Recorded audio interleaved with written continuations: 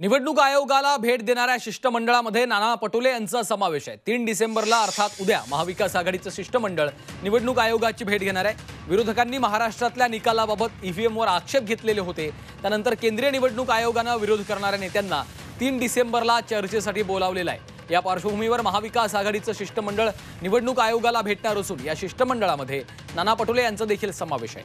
महाविकास आघाडीमधील सर्व राजकीय पक्षांनी राज्यातल्या विधानसभा निवडणुकीच्या प्रक्रियेवर संशय व्यक्त केलेला आहे।